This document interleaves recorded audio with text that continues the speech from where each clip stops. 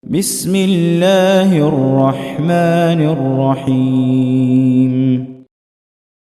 بسم الله الرحمن الرحيم. الحمد لله حمدا كثيرا طيبا مباركا فيه مباركا عليه كما يحب ربنا ويرضى. وأصلي وأسلم على نبينا الكريم محمد وعلى آله وأصحابه ومن تبعهم بإحسان إلى يوم الدين. Saudara-saudaraku, kaum muslimin dan kaum muslimat, sahabat pendengar Radio Siar Tauhid Aceh 96,1 FM, dan juga teman-teman yang mendengar melalui akun Facebook dan YouTube. Dan juga kita mulai hari ini akan membuka kajian melalui Zoom, dan teman-teman mungkin bisa join yang linknya sudah dikirim melalui grup WhatsApp ya. Dan pembahasan kita di pagi menjelang siang hari ini mengenai pembagian harta antara suami dengan istri, atau mungkin dikenal di dalam bahasa keseharian harta gono gini. Apakah ada harta gono gini tersebut atau bagaimana? Ya, mudah-mudahan ya ini bisa menjadi pembahasan kita di pagi menjelang siang hari ini. Pertama, saudara-saudaraku muslimin dan muslimat rahimani wa rahimakumullah, seorang suami itu wajib menginfakkan hartanya untuk istri dan anak-anaknya. Dan ini merupakan kesepakatan seluruh para ulama. Infak yang dimaksudkan adalah tempat tinggal, pakaian, makanan, yang itu merupakan perkara-perkara wajib yang harus dimiliki oleh seorang istri ataukah anak-anaknya. Dan semua ini masuk dalam keumuman firman Allah Subhanahu wa ta'ala, ala mauludi lahu rizquhunna wa kiswatuhunna bil ma'ruf wa alal maulud. Itu bagi anak-anak, bagi seorang ayah, rizquhunna, harus diberikan rezeki kepadanya, dan juga diberikan pakaian bil ma'ruf. Allah Subhanahu wa ta'ala menyebutkan batasannya ini adalah ma'ruf, yaitu sesuai kebutuhan atau sesuai kemampuan yang dimiliki oleh seorang ayah ya, dan sesuai dengan uruf di masyarakat tersebut. Ketika seorang ayah di dalam uruf dalam masyarakat dia memberikan makanan sehari 3 kali, ya tidak mesti harus daging, tidak mesti harus makanan-makanan yang mahal, tetapi bagaimana uruf dan kemampuan si ayah tersebut, maka itu kewajiban buat dia. Dan juga datang seorang sahabiah kepada Rasulullah SAW dan mengadu kepada Nabi bahwasanya suaminya tidak memberikan makanan yang cukup untuk dirinya. Kemudian Rasulullah SAW mengatakan, khudhi ma yakfiki wa waladaki, ambillah dari harta suamimu apa yang mencukupi dirimu dan anak-anakmu bil ma'ruf. Kata Rasulullah SAW, bil ma'ruf. Jadi misalnya di tempat kita di Aceh, misalkan seorang laki-laki suami memberikan uang belanja kepada istrinya misalnya 30.000 sampai 100.000, misalkan ini ya, jadi uruf. Nah, si suami hanya memberikan duit 10.000, dan 10.000 ini untuk makan sehari 3 kali, dan itu tidak cukup. Nah, sementara si suami dia punya uang, dia punya harta yang bisa dia berikan kepada istri dan anak-anaknya yang mencukupi makan standar. Maka dalam kondisi seperti ini tidak masalah bagi seorang suami, bagi seorang istri mengambil uang suaminya ya tanpa izin dari suaminya apa yang mencukupi dirinya dan keluarganya. Ya, tetapi bukan pengambilan yang itu sifatnya di luar daripada uruf, di luar dari kebiasaan. Seorang istri setiap hari ngambil uang suaminya 400.000. Ini enggak ma'ruf. Ma'ruf di sini artinya adalah yang menjadi kebanyakan kehidupan masyarakat. Ada orang istri mengambil uang suaminya sehari berjuta-juta, nggak kelihatan suaminya uangnya berkurang. Tapi ini kan tidak keumuman masyarakat. Itu adalah kondisi-kondisi orang-orang tertentu. Tetapi keumuman masyarakat, ya, seorang istri mengambil uang suaminya 300.000, 400.000 satu hari, ini sesuatu yang berat. Dan ini sudah berlebih-lebihan. Dia cuma punya anak 2, ya makan 50.000, masak, beli nasi, dan lain sebagainya, itu sudah mencukupi. Maka boleh dia mengambil dengan batasan seperti ini. Dan perlu diketahui para suami, apa yang kalian infakkan kepada istri dan anak-anak kalian, ini merupakan ya sebuah ibadah yang sangat mulia. Bahkan infak kepada istri dan anak-anak itu jauh lebih mulia daripada infak kepada fakir miskin, infak kepada fi sabilillah. Sebagaimana kata Rasulullah sallallahu alaihi wasallam, dinarun anfaqtahu lil fuqara wa dinarun anfaqtahu fi sabilillah wa dinarun anfaqtahu li ahlik a'dham wa ajran indallah. Ada harta-harta yang kau keluarkan di jalan Allah, ada harta-harta yang kau berikan kepada fakir, miskin. Tetapi harta yang kau berikan kepada istri atau kepada keluargamu itu lebih besar pahalanya di sisi Allah Subhanahu wa taala. Ya, karena kadang banyak para aba, dia begitu mudah untuk membayar makanan untuk teman-temannya. Ini baik atau tidak? Baik. Dia makan di warung, makan di restoran, dia bisa bayar ratusan ribu, jutaan rupiah. Tetapi ketika sudah berurusan dengan istri dan anak-anaknya, dia berpikir berkali-kali. Ya, dia berpikir banyak. Ini sesuatu yang keliru, ini sesuatu yang salah. Ya, istri dan anak itu lebih berhak untuk kita infak. Lebih berhak dan lebih besar pahalanya kita keluarkan harta untuk mereka. Ya, karena ketika seseorang dia baik kepada orang lain, dia siap mengeluarkan harta sebanyak apapun kepada orang lain, tetapi kepada istri dan kepada anaknya dia pelit, ini ada sesuatu indikasi dia menginginkan sesuatu yang lainnya. Dia ingin dianggap sebagai orang yang dermawan, atau dia ingin mencari kedudukan. Wah, kalau duduk sama dia asik, pokoknya kalau kita duduk, ya udah dia terus yang bayar makan. Ini adalah sesuatu yang keliru. Silakan Anda membayar makan teman-teman Anda, bayar kopi teman-teman Anda, tetapi istri Anda itu harus lebih berhak Anda berikan. Kerabat dekat Anda itu harus lebih berhak Anda utamakan. Makanya disebutkan dalam sebuah hadis ketika turun ayat, "Lan tanalul birra hatta tunfiqu mimma tuhibbun." Tidaklah kalian mendapatkan kebaikan sampai kalian menginfakkan dari apa yang kalian cintai dari harta kalian.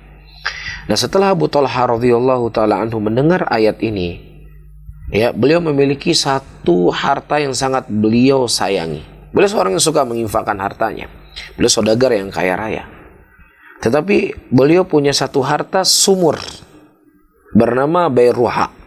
Sumur ini sangat beliau cintai. Nah, ketika turun ayat ini, beliau berkata, "Ya Rasulullah, saya serahkan sumur ini ya untuk sedekah dan saya titipkan kepada Allah Subhanahu wa taala. Dan silakan engkau ya Rasulullah, apa yang kau inginkan dari sumur ini?" Kata Rasulullah sallallahu alaihi wasallam, "Infaklah sumur ini kepada kerabat dekatmu." Maka diberikan kepada keluarga dan kepada anak-anak pamannya. Karena ketika dia berinfak kepada keluarga kerabatnya, maka dia mendapatkan dua pahala. Pahala silaturahmi dan pahala apa? Sedekah. Dan inilah terkadang yang tidak difahami oleh banyak dari atau sebagian muslimin, yang mereka begitu royal dengan temannya, begitu royal dengan sahabat-sahabatnya, akan tetapi ketika sudah berhadapan dengan keluarga dia sangat pelit. Ya, ini adalah hal yang perlu untuk diperbaiki. Ya, karena di dalamnya ada pahala yang sangat besar.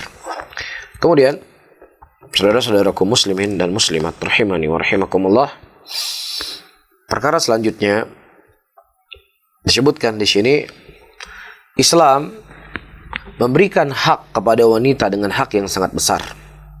Oleh karena itu di dalam Islam, ya, wanita itu memiliki dari harta yang mana dengan harta tersebut dia bisa untuk bersedekah, harta tersebut dia bisa belanja, harta tersebut dia bisa keluarkan untuk kebutuhan-kebutuhannya. Karena di zaman jahiliyah, wanita-wanita dulu mereka dimiliki tetapi mereka tidak berhak untuk memiliki. Mereka dimiliki oleh kaum laki-laki, dimiliki oleh ayahnya, tetapi mereka tidak berhak untuk memiliki apapun. Dan ini adalah perbudakan kepada kaum wanita di zaman jahiliyah. Dan kemudian Rasulullah SAW memerdekakan dengan syariat yang agung. Sebagaimana Allah Subhanahu wa taala menyebutkan dalam ayatnya, "Fain anastum minhum rusyda fadfa'u ilaihim amwalahum." Ya, Allah menyebutkan tentang anak yatim, yang mana anak yatim yang belum anak yatim, namanya anak yatim itu kan sebelum dia balik, maka hartanya itu dijaga oleh walinya. Kemudian kata Allah, "Fain anastum," dan kalau seandainya engkau melihat dia sudah rusyda, dia sudah cerdas, dia sudah balik, sudah bisa mengatur keuangannya, fadfa'u ilaihim amwalahum, maka hendaknya engkau menyerahkan apa yang menjadi miliknya. Dan ayat ini sifatnya adalah mutlak, masuk dalamnya laki-laki dan juga masuk di dalamnya wanita. Baik, jadi ayat ini tidak hanya berlaku bagi kaum laki-laki saja. Nah, siapa saja dari kaum wanita yang mereka sudah memiliki kecerdasan dan sudah bisa mengatur keuangannya, maka mereka juga sama hukumnya seperti laki-laki. Karena tidak disyaratkan ya sahnya jual beli harus laki-laki. Ya, sesuatu yang disyaratkan sahnya jual beli adalah orang yang berakal. Ya, dan dia sudah balik. Nah, ketika dia sudah berakal dan dia sudah balik, ya, dan dia apakah dia laki-laki, apakah dia perempuan, maka itu sah. Seorang wanita dia pergi ke toko showroom mobil, dia beli mobil, sah. Ya, seorang wanita dia pergi ya ke sebuah showroom, dia beli motor, sah.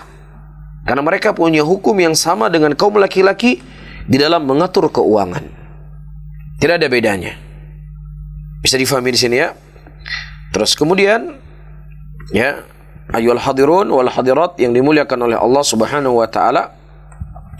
Perkara yang ketiga. Idza taqarrar anna lizawjah dhimmatan maliyah mustaqillah fal alaqatul maliyah baina az-zawjain tutbaq alaihi ahkamu syar'iyyah allati dhabitat umur maliyah bisyakil am. Baik, sebelum saya artikan yang saya sebutkan tadi, ya, seorang wanita boleh dia membeli mobil, ini harta yang dia miliki sendiri. Tapi kalau seandainya harta suaminya, dia tidak boleh mengeluarkan harta suaminya kecuali dengan izin suami. Kita cerita si perempuan misalnya dia punya warisan dari orang tuanya.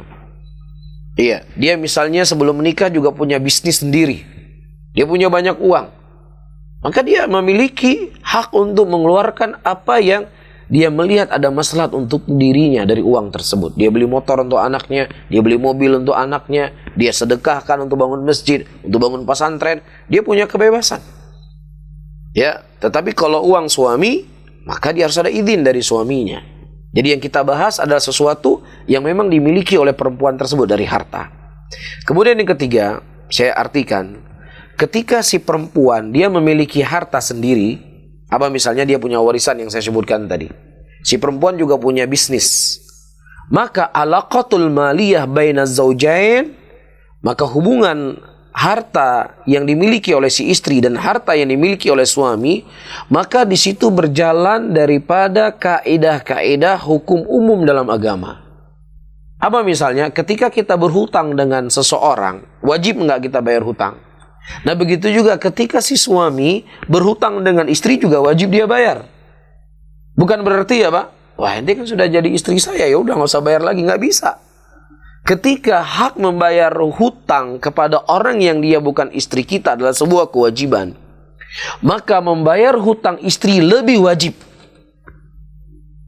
Karena apa? Karena Rasulullah SAW mengatakan sebaik-baik kalian adalah orang yang paling baik untuk keluarganya, dan saya adalah orang yang paling baik untuk keluarga saya. Ketika kebaikan dalam pertemanan, di antara bentuknya ketika dia berhutang mudah untuk dia bayar, maka daripada kebaikan dalam hubungan suami istri, dia membayar hutang istrinya.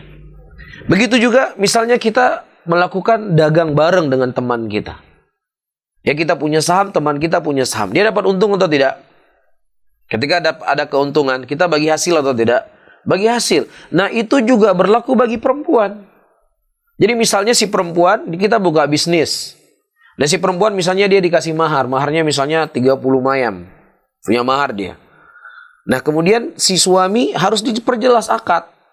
Diperjelas, ini hutang atau bagi hasil. Jadi diperjelas. Jadi kejelasan hutang itu bukan hanya antara kita dengan orang lain, tetapi masuk juga dalam hubungan suami istri. Ya ini sekarang saya kasih mahar. Maharnya apa ini? Hutang? Ataukah saya ikut terlibat dalam menanam saham? Kalau seandainya dia hutang, ya sudah itu hutang. Dia tidak berhak untuk mendapatkan apapun dari hasil bisnis tersebut. Adapun si suami menafkahi itu hukum, itu urusan yang lain. Misalnya si istri berkata, udah ini uang belanja bulanan rutin. Ya sudah bang, saya juga dapat hasil dong dari bisnis. Itu nggak boleh, masuk dalam riba. Faham? Itu masuk dalam riba. Tapi kalau si suami memberikan uang dari hasil bisnisnya kepada si istri, itu muqabil atau sesuatu yang memang kewajiban untuk memberikan uang belanja, maka nggak masuk dalamnya. Tapi kalau seandainya dia meminta tambahan yang lain dari hasil hutangnya, maka masuk riba. Ini satu hal. Ketika itu merupakan hutang, maka si suami wajib untuk membayar hutang istrinya. Ini satu hal. Hal yang kedua, kalau seandainya itu adalah dari kerjasama dalam musyarakah dagang, ya sudah nih 30 emas mayam, berarti saya mendapatkan 30% dari keuntungan saham perusahaan. Ya, nah setiap bulan perusahaan itu punya untung. Bisa untungnya 30 juta. Berarti kalau untung 30 juta, dari 30% si perempuan kan dapat 9 juta setiap bulannya. Ya sudah dikasih, ini uang untuk kamu 9 juta. Bisa dikasih uang belanja untuk istrinya 5 juta. Ya sudah, ini uang belanja 5 juta, udah tambah lagi 4 juta. Jadi 9 juta, oh nggak bisa. 5 juta itu kewajiban Anda sebagai suami menafkahi istri Anda. Adapun uang dia 9 juta adalah keuntungan dari modal yang dia berikan. Harus dipisahkan. Gak boleh kita mendolimi. Ketika misalnya kita berbisnis seseorang, kita nggak memberikan untung sama dia dengan untung yang sebenarnya. Untung 9 juta dikasih 5 juta. Haram atau tidak? Untungnya 9 juta. Kita cuma kasih 5 juta. Haram atau tidak? Haram. Ketika itu haram kepada orang lain, juga haram kepada istri Anda. Harus diperjelas. Makanya disebutkan oleh Syekh di sini, ya, baina zaujain tutbaq alaihi al-ahkam asy-syar'iyyah allati dhabatat umur maliyah bisyakl 'am. Jadi apa saja yang berlaku bagi orang lain dalam kita berdagang, berbisnis, maka juga berlaku dengan istri kita. Jelas? Wa idza ishtaraqa zawjani fa masyru' at-tijari fa dhabit dzalika ahkam syar'iyyah li syarakat fil fiqh islami wa hakadha fi baqiyatil qadiyah amaliyah wa tafsil dzalika ma yali. Nah begitu juga misalnya ketika seorang istri yang saya sebutkan tadi, dia memberikan modal kepada suaminya, modal ya, bukan hutang, dia musyarakah, maka hukumnya dia juga tulis di notaris. Sebagaimana dia menulis dengan orang lain di notaris, ya saya sekian persen, keuntungannya sekian, begitu juga dengan hubungan dengan istri. Sama hukumnya, nggak ada bedanya. Apa kata Allah? Idza tadayantum bidainin ila ajalin musamma faktubuh. Ketika kamu berhutang dengan seseorang kepada waktu tertentu, maka tulislah. Kenapa? Karena Islam punya kaidah dalam agama kita. Inna din mabniyun alal masalih wa takmiluha nam wadar mafasid wa takliduha. Agama Islam itu dibangun di atas maslahat dan untuk menyempurnakan maslahat tersebut. Dan Islam dibangun untuk menutup segala pintu kejelekan dan untuk mengurangi kejelekan tersebut. Bukan seseorang nggak percaya dengan suaminya, enggak. Ini bab untuk menjaga harta dan untuk menjaga hak masing-masing agar tidak terjadi sesuatu permasalahan. Maka di sini dirinci oleh Syekh. Perhatikan. Kata Syekh, la budda ayatafaham az-zawjan 'ala al-qadayatu maliyah hatta la yu'athir khilafuhuma 'ala hiyayatihima zawjiyah. Hendaknya suami dan istri itu harus faham dengan kondisi ya permasalahan harta di antara mereka. Jangan sampai itu hatta la yu'athir, supaya tidak terjadi sebab perselisihan di antara mereka dalam kehidupan mereka.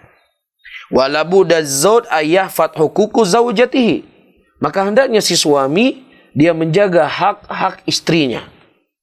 Telah datang hadis dari hadis Abu Hurairah radhiyallahu taala anhu, di mana Nabi sallallahu alaihi wasallam mengatakan, hadis diriwayatkan oleh Ibnu Majah dan juga Ibnu Hibban dan Hakim, inni uharruj alaikum haqqu dha'ifain al-yatim wal mar'ah.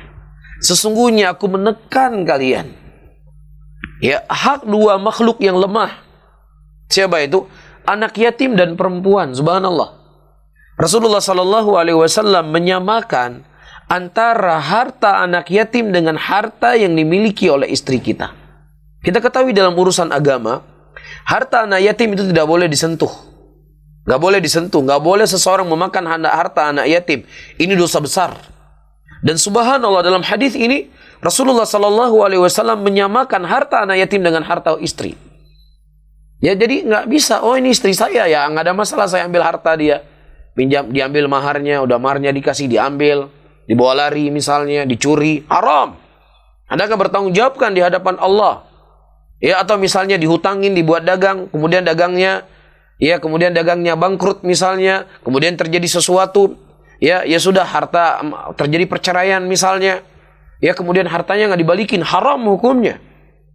Haram. Itu sama seperti Anda memakan harta anak yatim. Karena wanita itu kaum lemah. Ya, dia wanita kaum lemah. Terkadang si istri, si suami, ketika dia cerai dengan istrinya, anaknya semua dengan si istri, kemudian dia kawin lain, nggak ada nafkah yang dia berikan kepada anak-anak. Ini zalim namanya. Makanya Islam menutup segala pintu, ya, menutup segala pintu, ya, agar tidak terjadi kezaliman kepada makhluk yang lemah ini, yaitu kaum wanita. Jelas di sini begitu tegas Rasulullah mengatakan, ini uharriju alaikum haqqu dha'ifain. Aku tekan kalian, aku ingatkan kalian dengan hak dua manusia yang lemah, anak yatim dan kaum wanita. Jelas ya? Ini yang pertama. Dan kemudian sebelum kita lanjutkan yang kedua, nulahid anna Nabiy sallallahu alaihi wasallam qad qarana al-mar'ah bil yatim li'anna idza ishtaqat qalat tajid man yatashtaqi ilaihi ila Allah. Ya, dan ini kita bisa mengambil faedah di mana Rasulullah mengkaitkan antara anak yatim dengan perempuan. Dikarenakan terkadang perempuan ketika dia sudah menikah, ya kemudian ada sesuatu yang terjadi dia dengan suaminya, dia tidak bisa mengadu. Kemana dia mengadu? Dia mengadu ke orang tuanya. Sudah saya bilang, baik kamu kawin, jika kamu kawin, lam nyanyi kakak urusan roh ke haji mandung. Iya. Kemudian dia mengadu kepada orang lain. Ya, terkadang dia tidak ada solusi yang dia dapatkan. Ya, tidak ada jalan keluar yang bisa dia dihasilkan. Ya, makanya Rasulullah sallallahu alaihi wasallam mengingatkan ini semuanya. Untuk hati-hati dengan harta istri. Nah, yang kedua yang harus difahami ketika ada musyarakah. Minal ma'lum anna fi halatin katsirah tusham az-zawjah al-muwaddhafah fi bina'il bait az-zawjiyah wa ta'thithuhu wa nahwi dzalik. Sesuatu yang maklum, dalam kondisi-kondisi yang sangat banyak, terkadang perempuan juga menyerahkan sebagian harta yang dia miliki untuk bangun rumah. Kan begitu? Ya banyak kan, misalnya dia lagi bangun rumah ini. Si istri dia punya harta, mungkin dulu dia harta warisannya, atau mungkin dia punya emas, maka diberikan untuk pembangunan rumah. Dicatat. Jangan dibiarkan begitu saja. Kita bukannya tidak percaya dengan pasangan, tetapi ini adalah hukuk untuk menjaga masing-masing. Karena ketika sesuatu yang terkadang bisa saja terjadi perceraian, rumah atas nama si laki-laki. Ya, kemudian perempuannya diusir dari rumah. Ya, kemudian dia misalnya tidak punya orang tua, yang tadinya dia bekerja, kemudian dia keluar dari kerjanya, kemana dia mau pergi? Iya, ini tentunya kezaliman. Maka dicatat dari awal. Ini rumah yang dibangun 1 miliar. Ya, si istri telah memberikan uang untuk membangun rumah misalnya 200 juta rupiah. Berarti 20% dari rumah tersebut. Ketika terjadi sesuatu perceraian kah namanya, atau misalnya terjadi ada yang meninggal, satu di antara keduanya, ya, atau hal-hal yang lainnya, maka rumah tersebut masih milik si istri yang 20% tadi. Rumah dulu dibangun 1 miliar 10 tahun yang lalu. Ya, kemudian dijual sekarang, ya sudah 10 tahun misalnya 10 miliar. Berapa jatah si istri? Si istri harus berikan 2 miliar, itu haknya dia. Nggak boleh tidak diberikan. Itu hukumnya haram. Ya, hukumnya haram. Makanya Allah ingatkan kita semuanya. Sebagaimana di sini disebutkan oleh Syekh, saya baca sedikit. Duna an tuthaq az-zawjatu musamahataha li itsbati haqqiha. Karena memang hubungan suami istri ya sudah akhirnya nggak dicatat. Nggak dicatat berapa yang dikeluarkan oleh si istri, berapa yang dikeluarkan oleh suami. Ya, sehingga tidak ada sesuatu jaminan, tidak ada sesuatu kejelasan, dan tidak ada sesuatu yang bisa bersandar. Karena memang di awalnya dibangun ya suami istri, kecintaan dan lain sebagainya. Ya akhirnya udahlah kita kan pasangan terus. Betul, kita bukan menulis itu, oh ini kita jaga-jaga untuk cerai. Enggak, bukan itu kita inginkan. Tetapi kita mengamalkan apa yang Allah katakan dalam Al-Quran. Ya ayyuhalladzina amanu idza tadayantum bidainin ila ajalin musamma faktubuh. Hai orang-orang beriman, ketika kalian saling berhutang. Ini kan ayatnya umum. Apakah berhutang A dengan si B, berhutang perusahaan A dengan perusahaan B, ataukah berhutang seorang suami berhutang kepada istri? Ya, maka catat supaya ada kejelasan. Dan apa saja yang itu dimungkinkan akan terjadi perselisihan, dicatat. Ya, dicatat di notaris atau apa yang dimana yang bisa dicatat, bahwasannya rumah ini dibangun oleh si suami dengan uang 800 juta, si istri dengan uang 200 juta. Untuk jaga harta, untuk menjaga hak masing-masing. Supaya tidak terjadi sesuatu yang tidak diinginkan. Dan ini banyak kasus terjadi. Di awal pernikahannya memang Masya Allah. Tetapi suatu saat kita nggak tahu, bisa saja terjadi A, terjadi B, terjadi C. Sehingga jangan sampai mendolimi. Ya, jangan sampai mendolimi. Atau misalnya tidak terjadi perceraian. Meninggal si bapak. Si istri kan kalau seandainya dia punya anak, bagian istri kan sangat sedikit, 1/8. 1/8 tok yang dia punya. Ya, nah sementara rumah tadi 20%-nya milik dia. Yang akhirnya apa? Si anak-anak tahunya itu rumah bapaknya. Akhirnya dibagikanlah warisan. Si ibu nggak enak mengatakan, dulu saya juga bantu di situ, nggak enakan. Faham? Atau mungkin sudah diingatkan, mungkin dia nggak percaya. Atau yang semisalnya, ada saja yang terjadi di dalam masalah harta ini. Jelas ya? Nah akhirnya si anak tadi dia memakan sesuatu yang bukan haknya, padahal ada hak ibunya di situ. Nah bagaimana caranya? Misalnya ada rumahnya harga 10 miliar. Tadi si ibu menyerahkan uang di situ misalnya 20%, dikeluarkan dulu. Berapa misalnya 2 miliar dikeluarkan dulu. Harta si ibu. Jelas? Kemudian yang 8 miliarnya itu dibagi sebagai warisan. Dikeluarkan dulu hak, makanya dicatat.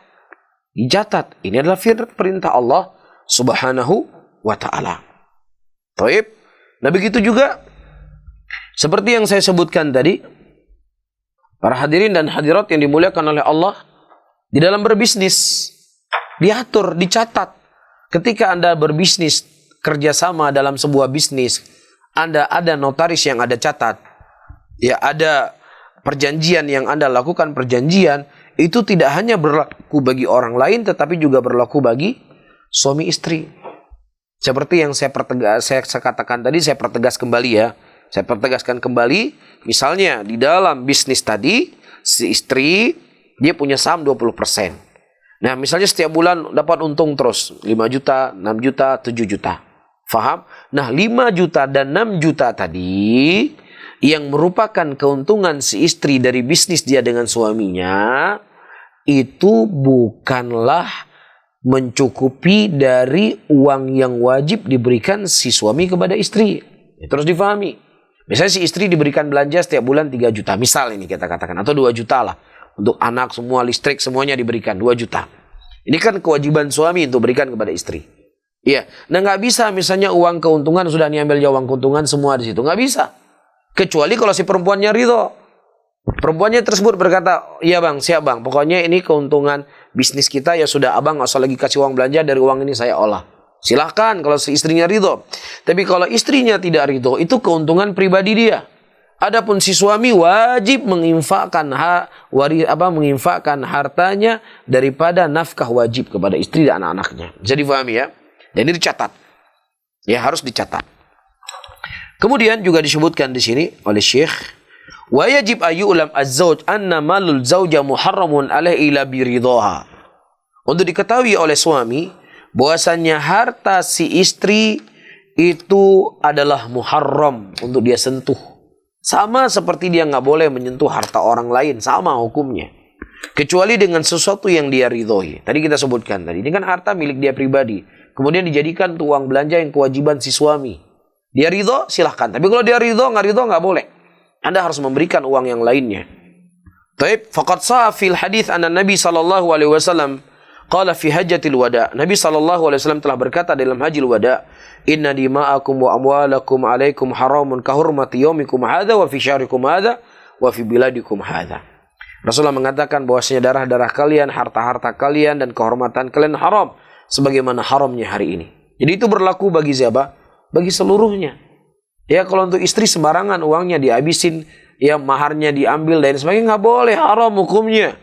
Anda akan dituntut kelak di yaumul qiyamah dari harta yang Anda dapatkan dan kemana akan Anda keluarkan. Ketika Anda mengambil hak orang lain itu sudah merupakan dosa besar, maka mengambil hak istri itu jauh lebih besar dosanya. Jelas di sini? Baik. Kemudian, saudara-saudaraku muslimin dan muslimat rahimani wa rahimakumullah, masalah yang keempat, idza utiyat zaujatu syai'an min maliha li zawjiha ala sabil hibah fala yajuzu laha al-mutalabatu bihi li'annahu la yajuz ar-ruju' fil hibah ba'da al-qabd. Fan Ibni Mas'ud radhiyallahu ta'ala anhuma anna an-nabiy sallallahu alaihi salatu wassalam qala al-a'id fi hibatihi kal-a'id fi kai'ihi. Misalnya seorang istri diberikan harta oleh suaminya di masa hidupnya. Ya, ketika suaminya sehat, suaminya tidak sakit, ya bukan sakit yang membuat dia meninggal. Ya, maka itu sifatnya hibah, hadiah, boleh. Tapi kalau seandainya si istri suaminya sakit dan sakit itu kemungkinan dia akan meninggal, kemudian dia memberikan sesuatu kepada istrinya, ini sifatnya wasiat. Wasiat tidak boleh diberikan kepada ahli waris. Paham ya? Jadi bedakan. Kapan sesuatu pemberian disebut hadiah, kapan pemberian itu disebut wasiat. Di antara bentuknya, wasiat itu adalah ketika seorang dalam keadaan terjepit dan sakit. Yang sakitnya kemungkinan dia akan meninggal, dia menulis wasiat. Ya, rumah ini saya berikan kepada istri saya. Boleh atau tidak? Tidak boleh. Karena tidak boleh wasiat kepada ahli waris. Istri adalah ahli waris. Tapi dalam kondisi sehat, nggak ada masalah, lagi nggak sakit dan lain sebagainya, ya sudah, dia katakan bahwasanya rumah yang di sana untuk istri saya. Hibah. Itu sifatnya hibah. Maka ketika itu sudah menjadi hibah, maka harta tersebut sudah menjadi milik istrinya. Ketika sudah menjadi milik istrinya, maka dia tidak boleh lagi mengambil. Ya, tidak boleh lagi dia mengambil. Rasulullah sallallahu alaihi wasallam menyebutkan dalam hadisnya, "A'id fi hibatihi", seseorang meminta kembali apa yang telah dia berikan, itu seperti orang yang menjilat ludahnya sendiri. Ya, dalam hadis yang lain Rasulullah sallallahu alaihi wasallam mengatakan, "Laisa lana mithlu su' alladhi ya'udu fi hibati kal kalb yarji fi qaihi." Rasulullah mengatakan, tidaklah kita seperti permisalan-permisalan yang jelek, yaitu seperti seekor anjing yang dia telah meludah, kemudian dia jilat kembali ludahnya. Itulah orang yang ibarat dia telah memberikan sesuatu kepada istrinya, kemudian diambil kembali. Dan juga sebaliknya, si istri, ya bang, udah saya kasih mahar buat abang lah, nih setengahnya buat abang. Dia beri. Ya sudah, kalau Anda sudah beri, nggak boleh minta lagi. Jangan nanti pas mau terjadi cekcok, balikan uang saya, udah saya kasih mahar. Nggak boleh, itu sudah diberikan. Atau si suami, sudah, apa yang selama kau hidup dengan saya, maka kembalikan. Setiap bulan saya kasih kamu uang bulan 3 juta. Kita sudah nikah 10 tahun. Ya, 1 tahun 12 bulan, berarti 10 tahun 120 bulan. 120 bulan kali 3 juta. Sekian ratus juta. Kembalikan semuanya. Nggak boleh. Itu sudah selesai hak Anda. Kewajiban Anda kepadanya. Dan begitu juga si istri. Ketika mobil, ya udah dibelikan mobil untuk istri, bukan untuk dia. Tapi guna pakai. Ya sudah, ketika terjadi sesuatu, jangan dibawa kabur mobilnya. Hak pakai. Kecuali kalau dia serahkan mobil tersebut kepada istrinya. Makanya harus diperhatikan. Si suami harus memperhatikan apa yang telah diberikan kepada istrinya. Si istri juga harus memperhatikan apa yang telah dia berikan kepada suaminya. Jadi berlakunya sama. Ini saya tegaskan berulang-ulang. Sifatnya sama. Anda bermuamalah meminjam dengan orang lain sama hukumnya seperti Anda meminjam dengan pasangan Anda. Bisa difahami di sini? Kemudian, wa idza qadimatu zawjatu li zawjiha al-mal ala sabil qard falaha an tastardahu.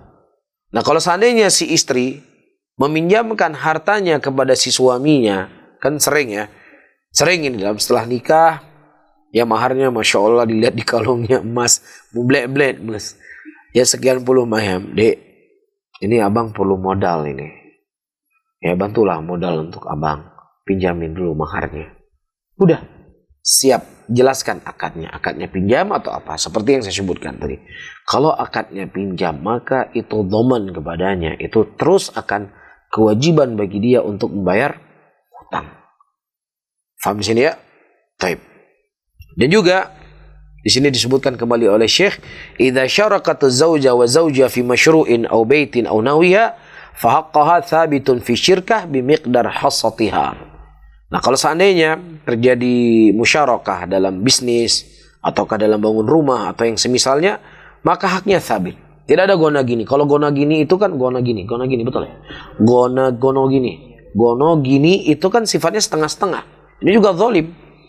Ya si istri nggak ada punya hak apapun di situ, dibagi setengah-setengah. Nggak boleh kalau istrinya suaminya tidak ridho. Tetapi haknya masing-masing. Berapa haknya masing-masing? Seperti yang saya sebutkan tadi. Si istri misalnya dia membantu bangun rumah 200 juta, itu hak dia yang harus dikembalikan. Nggak dibagi dua. Berapa haknya dia? Ya berapa haknya dia? Misal haknya dia 200 juta pada waktu 20%, bukan dikembalikan 200 juta setelah 10 tahun akan datang. Enggak. Dilihat berapa harga rumah. Ya dihitungkan persennya. Bukan digono gini dibagi dua. Ya begitu juga suami. Saya ingatkan para suami terkadang ya karena terlalu cinta dengan istrinya. Ya memang harus cinta sama istri.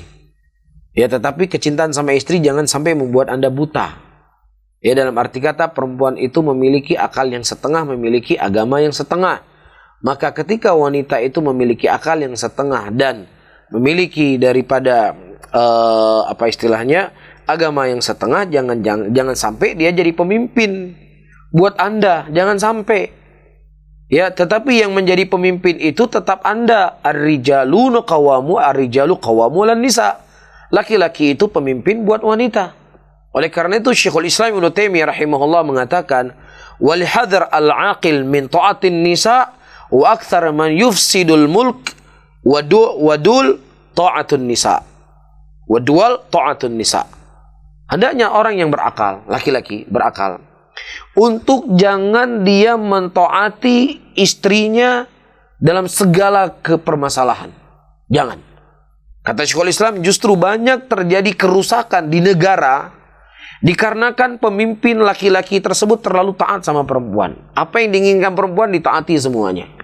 Dan itu berlaku apakah kepada sifatnya negara ataukah sifatnya dalam rumah tangga. Jadi wala tafrit wala ifrat. Anda sayangi istri Anda. Anda memberikan hak kepada istri Anda.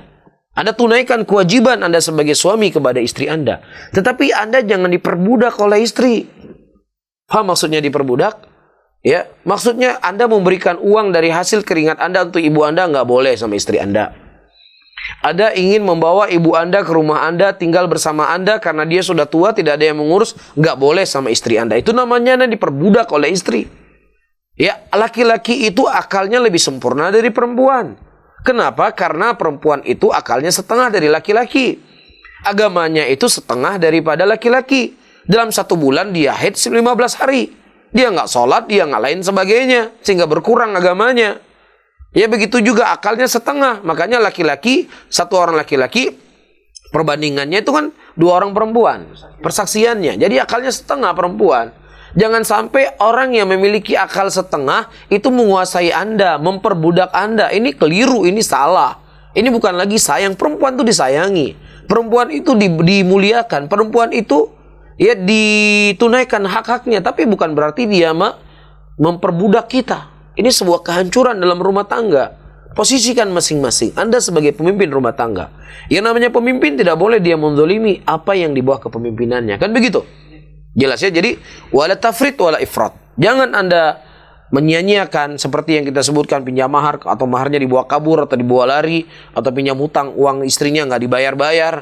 Atau hal satunya lagi, segala aturan rumah tangga yang itu merupakan kewajiban hak si suami sebagai andil, si istri yang ngatur semuanya. Ini juga salah. Jadi harus berada di tengah-tengah. Jelas ya? Kemudian para hadirin dan hadirat yang dimuliakan oleh Allah, disebutkan di sini fi jamil ahwal la budda li zaujah an taqaddama al-itsbat ala sihhati da'waha wa yakunu dhalika amama al-qada wal aula ayuslaha bainahuma fasul khairun fayaqtasimuha al-mal bainahuma bit-taradhi. Jadi seluruh keadaan maka hendaknya seorang istri untuk dia mengedepankan bukti dari apa yang dia akui. Ini rumah saya sekian persen. Ini harta saya sekian persen. Ini bisnis saya juga terlibat di dalamnya sekian persen. Maka dia persaksikan. Ada buktinya. Diangkat ke pengadilan kalau memang terjadi cekcok. Tapi kalau seandainya memang mereka bisa sulh, mereka bisa berdamai, sudah damai saja itu lebih baik daripada diangkat ke pengadilan. Jelas ya? Tapi kalau seandainya misalnya si suami, dia sudah punya bisnis, dia sudah punya toko, kemudian istrinya ikut membantu, berarti dia bukan kepemilikan di situ. Dia itu adalah sebagai yang membantu kerjanya suami.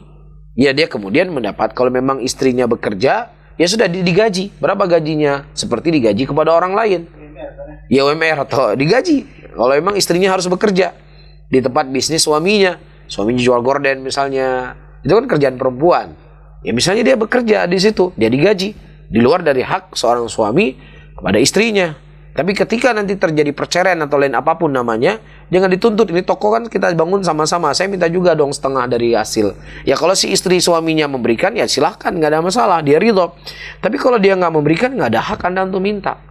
Karena kecuali kalau Anda memberikan uang modal di situ, yang kemudian dibangun sama-sama dengan uang yang Anda berikan. Wallahu a'lam bissawab. Mungkin ini yang bisa kita sampaikan.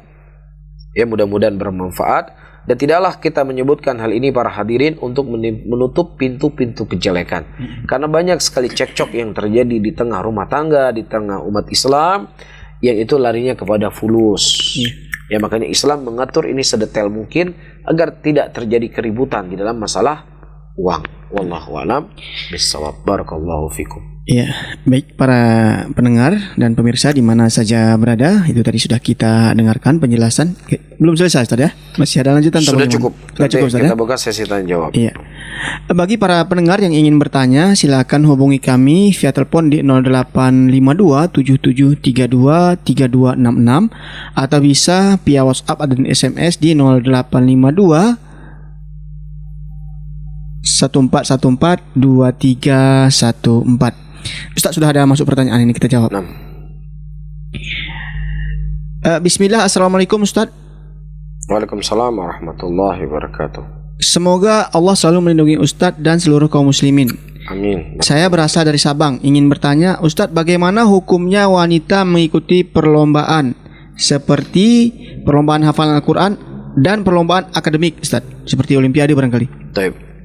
Pertama, saudara-saudaraku muslimin dan muslimat rahimani wa rahimakumullah, hukum asal daripada musabaqatul Quran ya adalah hal yang dibolehkan sebagaimana difatwakan oleh Syekh bin Baz rahimahullahu taala, dan bahkan beliau mengatakan di dalamnya ada kebaikan yang sangat besar dan juga di dalamnya memberikan motivasi para penghafal Al-Quran. Ya, dan juga tidak ada masalah untuk dia mendapatkan hadiah dari perlombaan tersebut karena itu termasuk dari bab al-ja'alah. Salah satu daripada bab al-mu'awadhah di dalam jual beli, dalam fikih muamalah ada namanya bab al-ja'alah, dan ini salah satu daripada bentuk al-ja'alah. Ini satu hal. Hal yang kedua, bagaimana ketika perempuan terlibat di dalamnya? Nah, wallahu a'lam bishawab, ketika perempuan terlibat di dalamnya, ya otomatis dia akan melakukan perjalanan safar dalam perlombaan tersebut tanpa mahram. Ya, kemudian kedua, nanti dia akan memperdengarkan suaranya. Ya, dan kemudian dia akan menampakkan auratnya, ya, dan semisalnya, maka oleh karena itu, ya, dihindari karena itu dikhawatirkan akan menjadi fitnah. Sebagaimana telah kita sampaikan kajian-kajian kita sebelumnya, bahwasanya wanita itu aurah. Ketika dia keluar dari rumahnya, maka syaitan akan menghiasi, ya, dan itu akan membuat fitnah bagi kaum laki-laki. Ya, jadi silakan kaum laki-laki ikut musabaqatul Quran. Ya, adapun perempuan maka semaksimal mungkin dihindari, kecuali kalau seandainya si perempuan ikut musabaqatul Quran yang menyaksikan adalah kaum wanita, yang saksi, yang jurinya juga kaum wanita, tidak ada kaum laki-laki di situ, maka tidak ada masalah. Ya, begitu juga dalam permasalahan perlombaan yang disebutkan tadi, fisika dan lain sebagainya, yang dia bisa aman dan orang lain bisa aman darinya, maka tidak ada masalah. Wallahu a'lam bishawab. Iya. Pertanyaan selanjutnya Ustaz. Assalamualaikum Ustaz. Waalaikumsalam warahmatullahi wabarakatuh. Bolehkah orang tua menguasai mahar yang mesti menjadi hak anaknya? Karena hal ini juga banyak terjadi di daerah kita. Tidak boleh. Itu mahar adalah milik si anak. Orang tua nggak punya hak apapun pada mahar tersebut. Itu hak si anak. Kecuali kalau si anak dia rela dan ridho untuk memberikan maharnya kepada orang tuanya, itu haknya dia. Hadiah dari dia. Tapi ketika si anak tidak ridho, maka tidak boleh orang tua untuk mengambil mahar anak perempuannya. Itu haknya dia.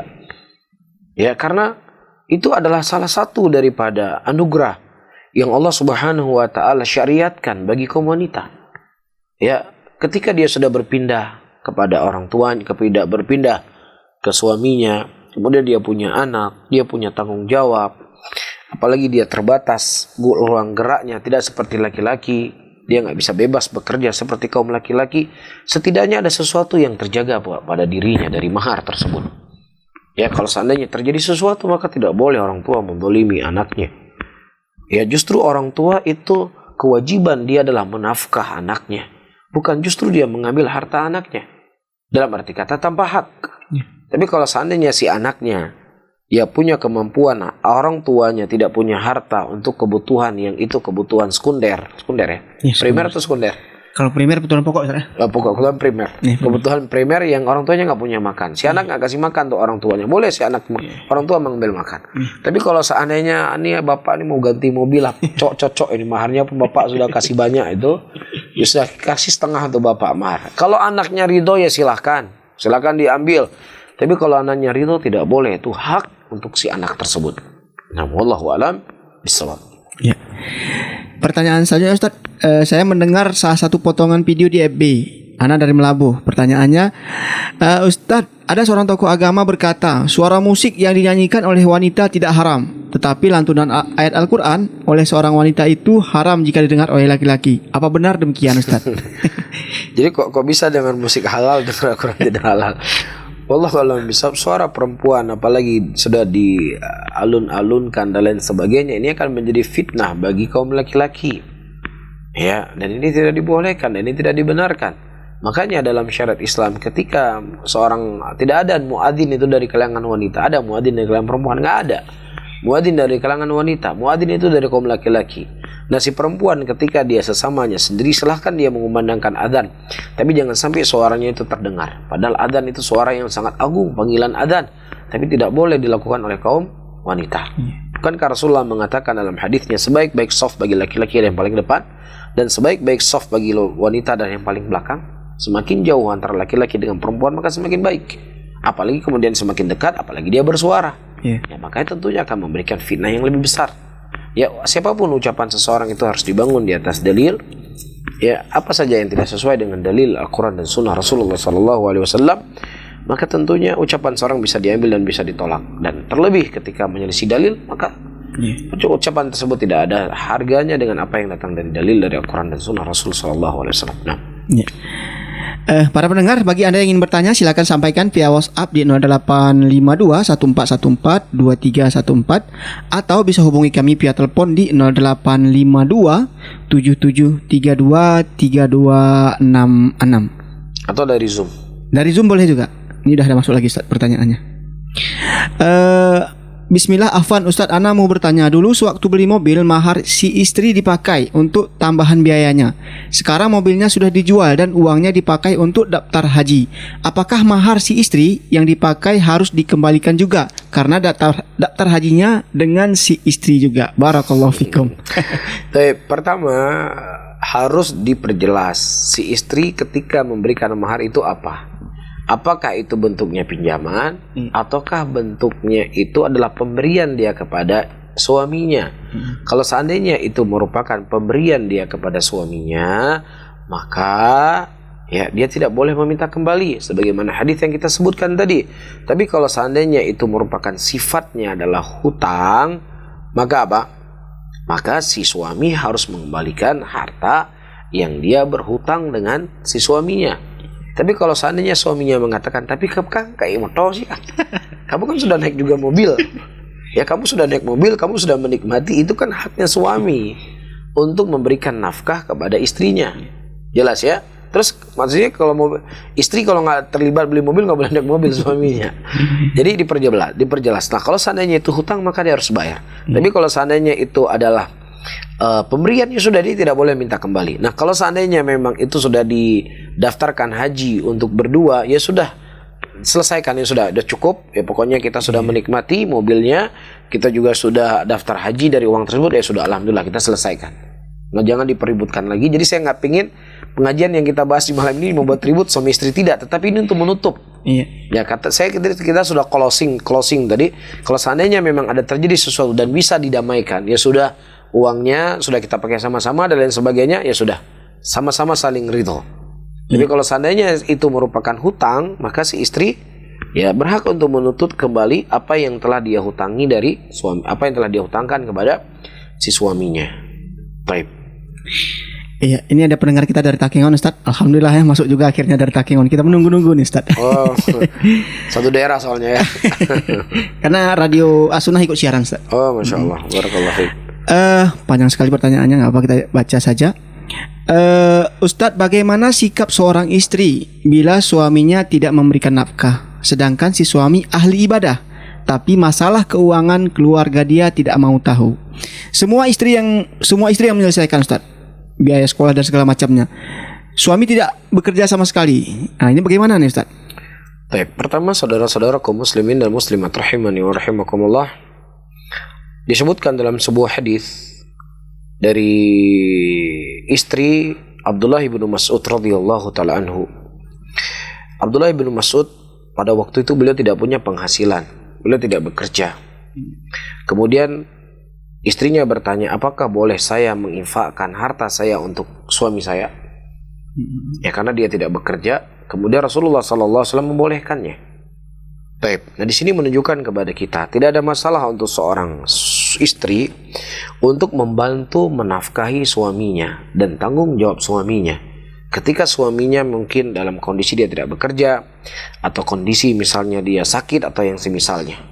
Tetapi kalau seandainya si suami itu sehat, dia kuat, dia bisa bekerja, dia mampu ini, dia mampu itu, kemudian dia malas-malasan di rumah, istrinya disuruh bekerja, ini zalim namanya.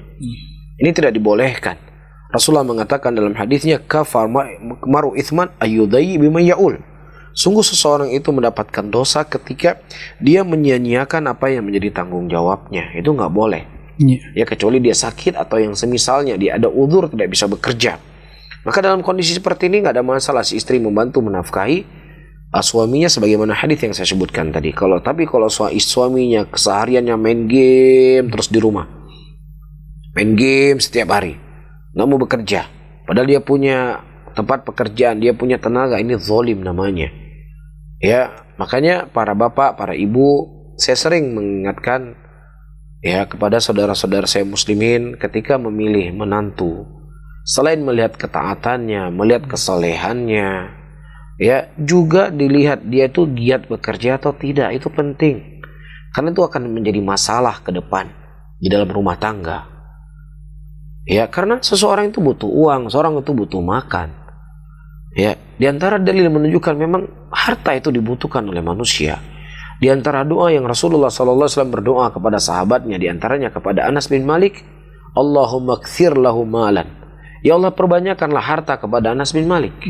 Rasulullah meminta agar Allah memperbanyak harta kepada Anas bin Malik, karena itu memang suatu kebutuhan dalam rumah tangga.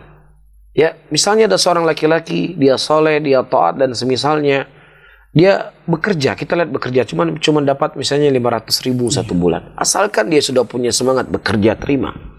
Tapi kalau seandainya dia tidak punya semangat bekerja, tidak ada keinginan bekerja, malas-malasan, nggak usah diterima jadi menantu, walaupun salafikuh, walaupun salafinya murni. Karena itu bukan salafi, itu dia tidak hanya pembenaran dari sisi akidah, tapi juga semangat untuk memberikan manfaat untuk dirinya. Itu salafi. Salafi bukan hanya bidah-bidah saja. Salafi bukan hanya syirik-syirik saja. Ya salafi bukannya hizbi-hizbi saja. Tapi seorang salafi adalah seorang yang dia memberikan berkah di mana saja dia berada.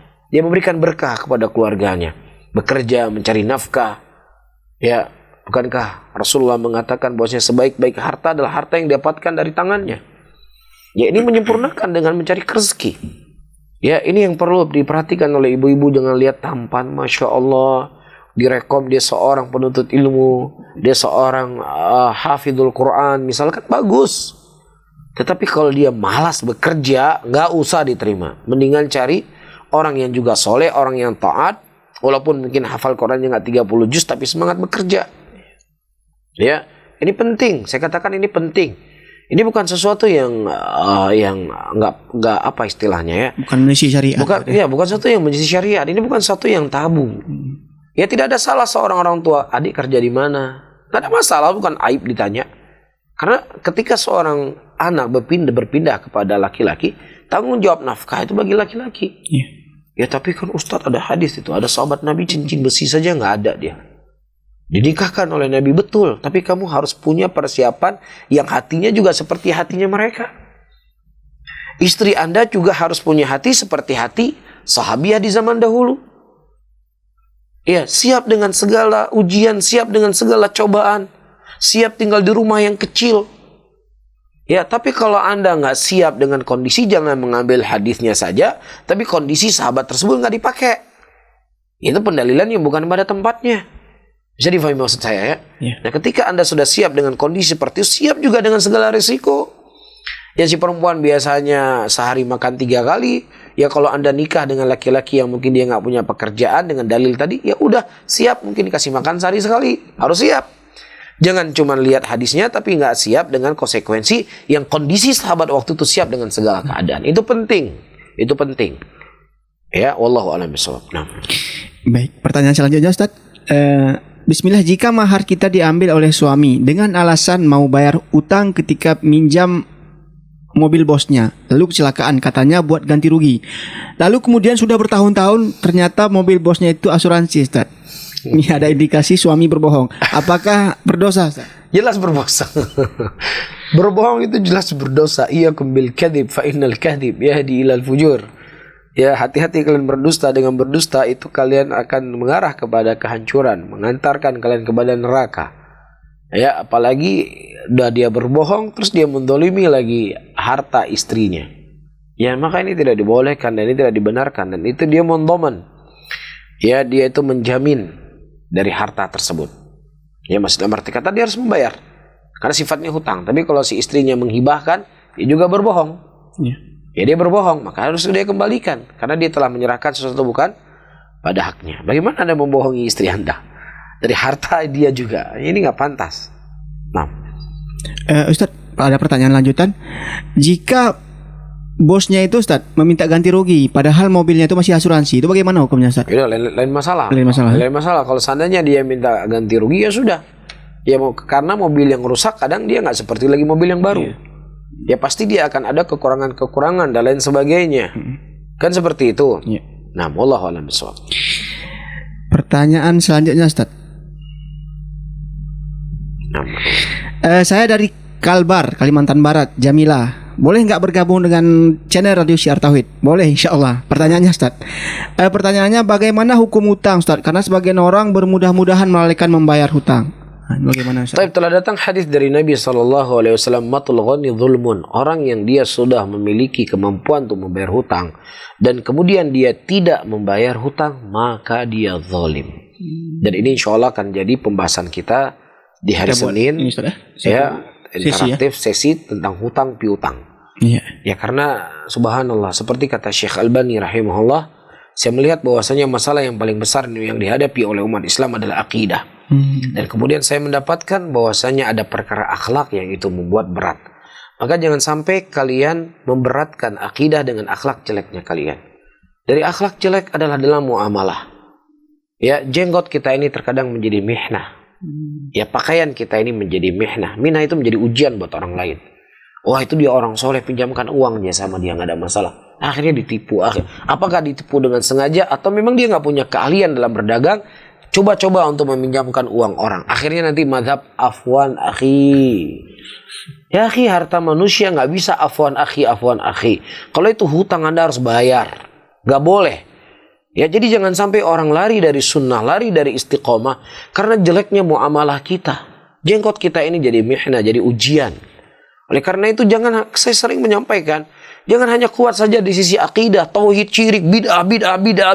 Betul, itu perkara yang penting untuk kita ketahui. Tapi dalam muamalah jika kita harus mengikuti tuntunan Nabi SAW,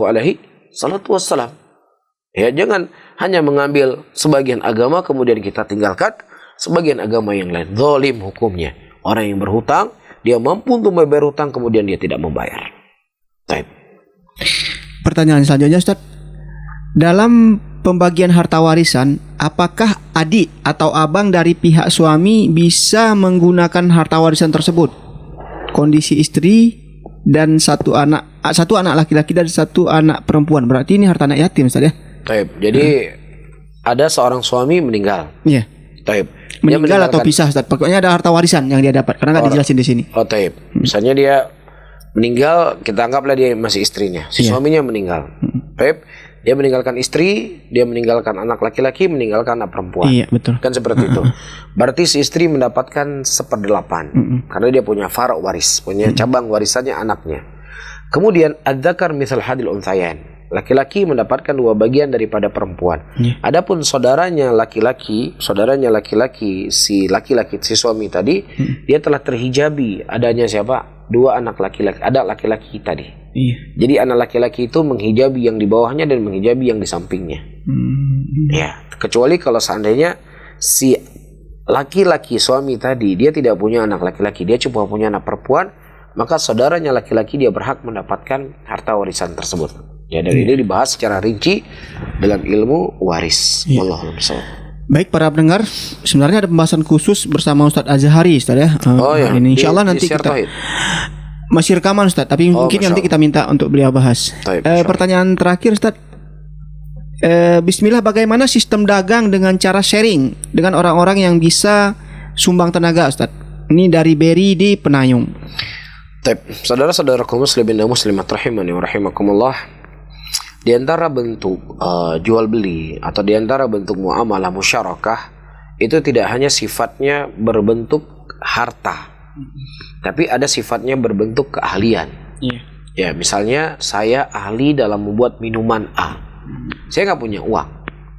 Ya, kemudian saya punya brand, saya punya nama Ismu Tijarah. Ismu Tijarah ini sebenarnya adalah maliyah, harta itu sendiri. Ya, kemudian brand saya misalnya sudah dikenal, sudah diketahui oleh orang, kemudian ada orang yang ingin membeli brand saya, maka berhak saya untuk menjual.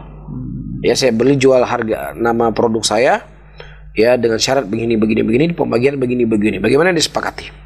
Atau misalnya dia nggak punya brand, tapi dia punya keahlian dalam memasak. Ya, nah bagaimana kesepakatannya? Kalau misalnya dia ahli, oke, saya siap untuk membuat sebuah restoran, saya sebagai chefnya, saya sebagai tukang masak, ya, tetapi saya minta persen. Saya minta persen karena biasanya di dalam restoran kan kalau chefnya lari kan udah nggak ada lagi, sulit untuk dia berniaga. Apalagi chef-chef yang pintar dia nggak bakal share resep rahasia, pasti ada resep rahasia. Maka dengan kondisi seperti ini, ya supaya perusahaannya itu bisa berjalan dan si chefnya juga bisa sabar bekerja, ya sudah dibagi sharing yang besar untuk dirinya. Ya sudah, saya sebagai pemilik modal, ya kembali kepada saya 60%. Taib, semua uang dari saya.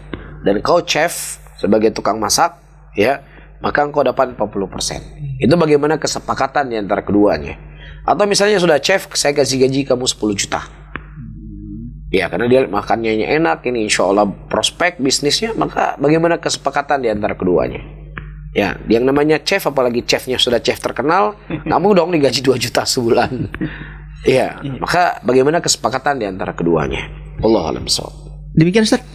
Pertanyaan dari Bang Berry di Penayung tadi mengakhiri perjumpaan kita di pagi menjelang siang ini. Kaum muslimin sahabat pendengar radio Syiar Aceh 96,1 FM, ditutup dulu Ustaz, biar saya tutup sekalian. Mungkin ini yang bisa kita sampaikan, mudah-mudahan bermanfaat bagi kita semuanya. Dan tentunya para hadirin dan hadirat sahabat pendengar radio Syiar Tauhid Aceh 96,1 FM dan juga radio As-Sunnah di kota Takengon dan Radio Kas di kota Langsa. Ya, kepada semua saudara-saudara saya, semangat terus belajar menuntut ilmu agama, karena tidak ada sesuatu yang paling bermanfaat untuk kita bentengi diri kita di zaman-zaman yang penuh dengan syubhat dan syahwat ini, kecuali dengan kita bentengi diri kita dengan ilmu agama. Dan mudah-mudahan ya kehadiran kami di tengah-tengah muslimin di Banda Aceh dan sekitarnya, dan juga di Langsa dan di Takengon, mudah-mudahan menjadi sebab kebaikan, tersebarnya kebaikan di tengah-tengah muslimin, karena tidak ada sesuatu yang kita harapkan dari penyebaran dakwah ini kecuali adalah kebaikan untuk kita semuanya. Wallahu a'lam bishawab.